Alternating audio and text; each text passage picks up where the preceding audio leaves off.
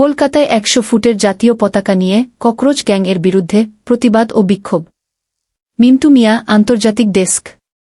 ঠিক বিকেল ৩টায় দক্ষিণ কলকাতা বিজেপির ডাকে এবং রাসবিহারী মণ্ডল আহ্বানে গোলপার্ক থেকে যাদবপুর 8B পর্যন্ত ককরোচ গ্যাং ও অন্যান্য বিরোধী দলের বিরুদ্ধে প্রতিবাদ ও বিক্ষোভ মিছিল করলেন।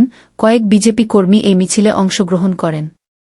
প্রচণ্ড বৃষ্টির মধ্যেও কেউ এতটুকু পিছুপা হননি। জয় শ্রীরামের জয়ধ্বনিতে গোলপার্ক থেকে যাদবপুরের পর্যন্ত এগিয়ে যায়। ককরোচ গ্যাং দূর হটো, বিরোধী দল সাবধান। এই মিছিলে উপস্থিত ছিলেন বিধায়ক শঙ্কর সিকদার, অনুপম চক্রবর্তী সহ অন্যান্যরা। তাহারা বলেন, ককরোচ গ্যাং সহ বিভিন্ন বামপন্থী দল ও কংগ্রেস মিলিয়ে যেভাবে দেশকে বিভাজন করার চেষ্টা করছে, নৈরাজ্যের সৃষ্টি করছে রাজধানী দিল্লি সহ।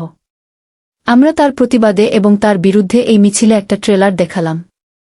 আর তার সাথে সাথে এসএফআই এর কর্মীদের সাবধান করে দিলাম, আজকে শুধু ট্রেলার দেখো, দরকার পড়লে মুখ্যমন্ত্রী সহায়তায় যাদবপুর ইউনিভার্সিটির ভেতরে ঢুকে কিভাবে জব্দ করতে হয় সেটা ভালো জানা আছে।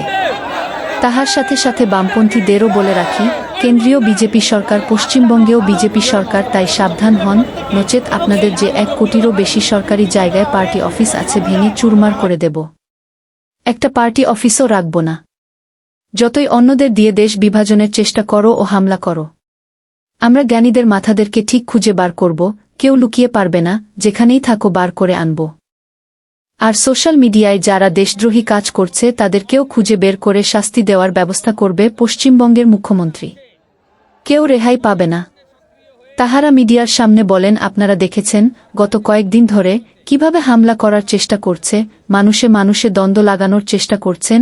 এমনকি তাহারা বলেছেন, আমরা যে উদ্দেশ্য নিয়ে মিছিল মিটিং করছি সেগুলি সফল হচ্ছে, এবং মিছিলে যে সকল ছেলেমেয়েরা ছিলেন তার বেশিরভাগই স্টুডেন্ট নয়।